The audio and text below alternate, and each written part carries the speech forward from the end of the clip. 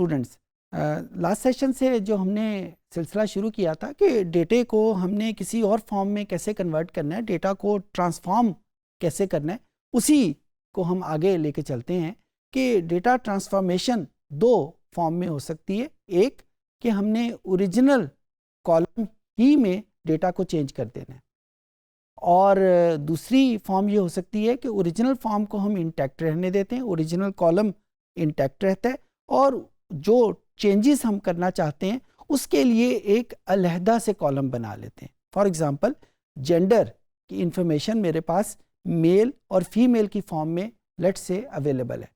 अब मैं इसको मेल को 0 कहना चाहता हूँ, फीमेल को 1 कहना चाहता हूँ। तो मेरे पास दो ऑप्शंस हैं। एक ऑप्शन ये है कि मैं उसी ओरिजिनल कॉलम में जहाँ पे मेल लिखा हो वहाँ पे 0 लिखा जाए, और जहाँ पे फीमेल लिखा हो वहाँ पे 1 लिखा जाए। और दूसरी ऑप्शन क्या है कि इसके आगे एक अलहदा से कॉलम डेवलप किया जाए, और वहाँ पे जहाँ जहाँ पे प्रीवियस कॉलम में मेल लिखा हुआ था वहाँ पे 0 लिखा जाए, और जहाँ जहाँ पे प्रीवियस कॉलम में फीमेल लिखा हुआ था वहाँ पे 1 लिखा जाए। अच्छा, इन दोनों चीज़ों के अलहदा अलहदा प्रॉस एंड कॉन्स है। जो पहला मेथड है जिसमें हम ओरिजिनल कॉलम ही में चेंज कर लेते हैं, उसका टेक्निकल नेम डेटा ट्रांसफॉर्मेशन है, कि हमने कॉलम को ट्रांसफॉर्म कर लिया।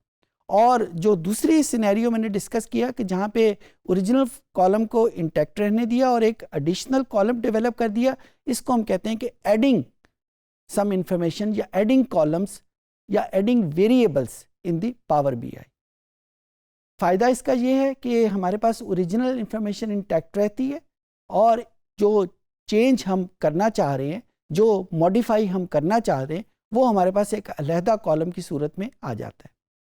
और नुकसान इसका क्या है कि हमारे पास थोड़ी देर के बाद जब हम 4-5 ट्रांसफॉर्मेशन कर लेते हैं तो हमारे पास इतने ज़्यादा वेरिएबल आ जाते हैं कि उनको संभालना हमारे लिए बड़ा मुश्किल हो जाता है।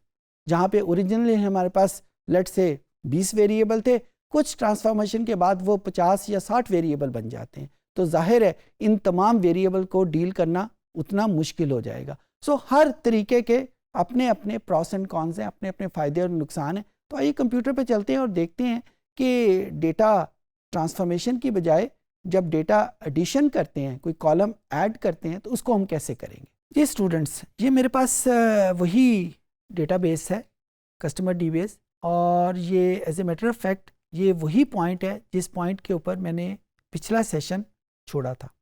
और मेरे अल्फाज ये थे कि जब हम डेटा ट्रांसफॉर्म करते हैं तो उस वक़्त एक स्ट्राइकिंग फीचर हमारे सामने आता है कि जिस डेटे के ऊपर, जिस कॉलम के ऊपर हमने ट्रांसफॉर्मेशन की है, वो ओरिजिनल इन्फॉर्मेशन हम लूज़ कर जाते हैं। ओरिजिनल इन्फॉर्मेशन की अगर बाद में ज़रूरत पड़ेगी हम नहीं कर पाएंगे। तो इसका क्या सिद्देबाब हो सकता है? क्या पावर BI में ऐसा कोई फंक्शन है कि हम ओरिजिनल इन्फॉर्मेशन भी इंटैक्ट रखें और जो ट्रांसफॉर्मेशन है उसको भी यूज़ करें?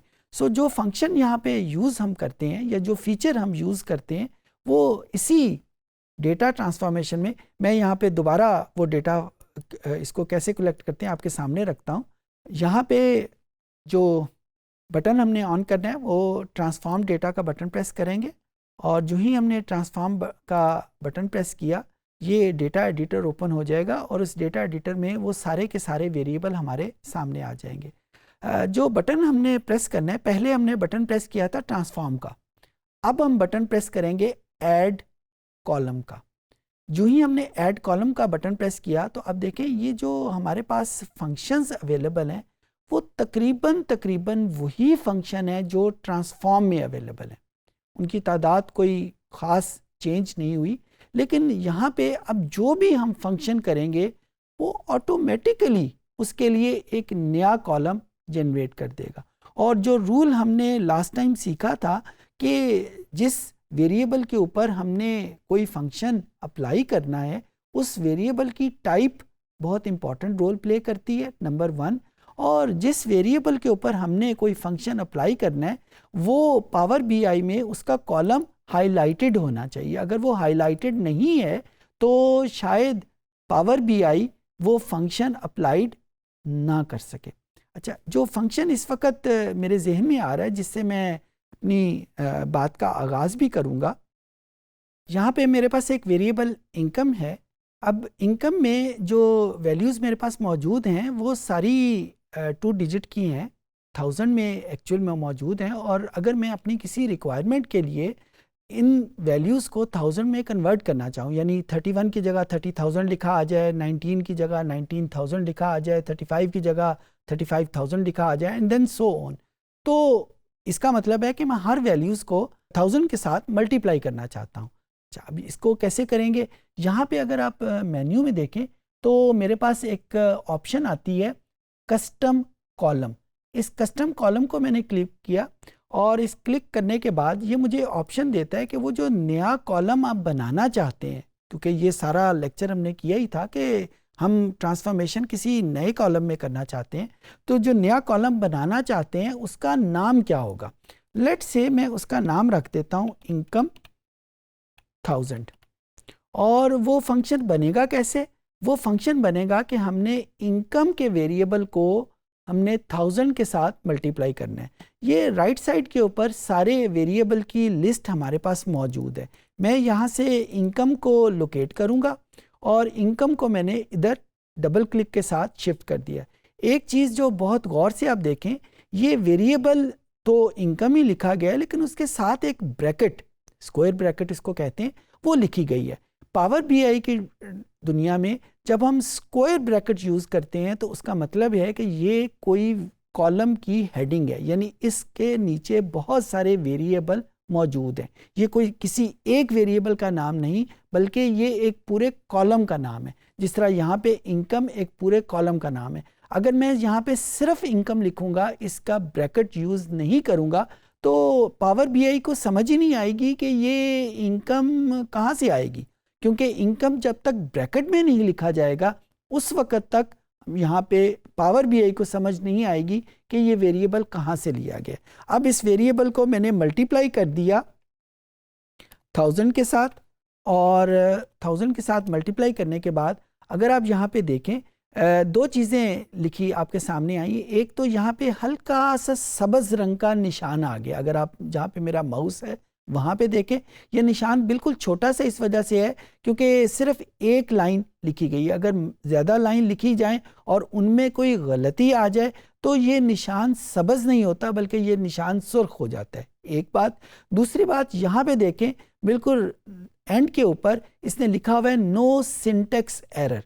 कंप्यूटर की ज़ुबान में जब हम सिंटेक्स एरर की बात करते हैं तो ये कंप्यूटर की ग्रामर होती है, यानी जो जिस लैंग्वेज में हम कंप्यूटर को इंस्ट्रक्ट कर रहे हैं उसमें हमने कोई ग्रामेटिकल मिस्टेक नहीं की। कोई और एरर हो सकती है लेकिन कोई ग्रामेटिकल मिस्टेक नहीं की। जिस तरह जब हम इंग्लिश या उर्दू बोलते हैं तो आपको पता है कि एक फ़िक्रे का एक स्ट्रक्चर होता है, पहले नाउन आता है, फिर वर्ब है। इसका एक स्ट्रक्चर जब तक हम ना हो तो हमारी बात दूसरे को समझ नहीं आ सकती। बिल्कुल उसी तरीके से कंप्यूटर की लैंग्वेज का भी एक स्ट्रक्चर मौजूद है, और अगर उस स्ट्रक्चर को फॉलो ना किया जाए तो कंप्यूटर को भी हमारी बात की समझ नहीं आएगी। सो यहाँ पे उसने क्लियर कर दिया कि इस पर्टिकुलर स्टेटमेंट में कोई गलती मौजूद नहीं है। अब अगर मैं आपके सामने वो इनकम को ब्रैकेट के बगैर लिखता हूँ तो आप ये देखें कि इसको यूं ही मैंने यहाँ पे 1000 लिखा। अब यहाँ पे उसने ये तो लिख दिया कि इसमें कोई एरर मौजूद नहीं है, लेकिन जो ही मैं इसको एग्जीक्यूट करने की कोशिश करूँगा तो वो मुझे एरर दे देगा कि उसको इनकम की समझ ही नहीं आई, ये इनकम क्या चीज़ है, क्योंकि इनकम को मैंने ब्रैकेट के बगैर लिखा था। सो यहाँ पे मैं इसको उसी तरीके से अनडू करूँगा, और अनडू करने के बाद इसी ऐड कॉलम को कस्टम कॉलम, और इसमें वो फंक्शन उसी तरीके से दोबारा लिखा कि मैंने इसका नाम जो है वो इनकम 1000 रख दिया, और यहाँ पे मैं स्क्वायर ब्रैकेट के साथ इनकम लिख दूंगा या उसको इस लिस्ट में से लोकेट करके डबल क्लिक कर दूंगा। दोनों का मतलब एक ही है। और इसको 1000 लिखा तो, और यहाँ पे सिंटेक्स एरर तो अभी भी नहीं है, लेकिन जब मैं इसको अप्लाई करूँगा तो ये यहाँ पे एक नया कॉलम बना देगा जिसका नाम वही रखा हुआ है, और उसके कंटेंट में हर वैल्यूज़ को उसने मल्टीप्लाई कर दिया। सो यहाँ पे उसने ओरिजिनल कॉलम भी इंटैक्ट रखा और उसके बाद उसने एक नया कॉलम भी जनरेट कर दिया। अब किसी पर्पस के लिए अगर मुझे ओरिजिनल कॉलम की ज़रूरत पड़ेगी तो यहाँ पे ओरिजिनल कॉलम मेरे पास मौजूद है, वो कहीं पे भी नहीं गया। जबकि डेटा ट्रांसफॉर्मेशन में जब हम करते थे तो मेरे पास ओरिजिनल कॉलम जो है वो ख़त्म हो जाता था। सो इस तरीके से हमारे पास ये फंक्शनैलिटी मौजूद है। कुछ फंक्शन ये स्टैंडर्ड फंक्शन के तौर पे मौजूद है। अगर हम हर वैल्यू में कोई वैल्यू ऐड करना चाहते हैं, कोई सब्ट्रैक्ट करना चाहते हैं, फॉर एग्जांपल अगर मैं यहाँ पे एजुकेशन की हर वैल्यूज़ के साथ 10 ऐड करना चाहता हूँ तो मैं यहाँ पे ऐड लिख के उस यहाँ पे ऑटोमेटिकली एंटर ए वैल्यू, इसको 10 लिखा और इसको ओके का बटन प्रेस किया और ओके का बटन प्रेस करने के बाद उसने ऑटोमेटिकली एक कॉलम जनरेट कर दिया। शायद आपके जहन में आया हो, मैंने जब एडिशन किया तो सिर्फ 10 लिखा, मैंने वेरिएबल का नाम नहीं लिखा जिसमें 10 ऐड करना है। उसकी बुनियादी वजह यह है कि मैंने पहले से ही उसमें उस वेरिएबल को हाईलाइटेड किया हुआ था जिस वेरिएबल के ऊपर मुझे वो फंक्शन अप्लाई करना था, लिहाजा मुझे उसको दोबारा से लिखने की ज़रूरत नहीं पड़ी। मुझे कुछ मल्टीप्लाई करना है तो मल्टीप्लाई हो जाएगा। अच्छा, एक और फीचर पावर बीआई का बड़ा अट्रैक्टिव है। उसके लिए मैं एक और फाइल यहाँ पे ओपन करता हूँ और उस फाइल के ऊपर वो फंक्शन अप्लाई करता हूँ। ये मेरे पास एक और फाइल मौजूद है। इस फाइल का नाम employee.save है, एम्प्लॉई डेटा है हमारे पास, और इसमें भी उसकी मुख्तलिफ करैक्टरिस्टिक मौजूद है। जेंडर का डेटा मौजूद है, बर्थ डेट का डेटा मौजूद है, उसकी एजुकेशन कैटेगरी मौजूद है और मुख्तलिफ किस्म की वैल्यूज़ मौजूद है। अच्छा, यहाँ पे मैंने अगर बर्थ डेट को क्लिक किया और बर्थ डेट को क्लिक करने के बाद, क्योंकि ये सारी जो वैल्यूज़ हैं ये डेट की फॉर्म में है, इस डेट की फॉर्म में ये जो ऊपर मेरे पास फंक्शन डेट का मौजूद है, इसको क्लिक करने के बाद मेरे पास पहला फंक्शन एज का है।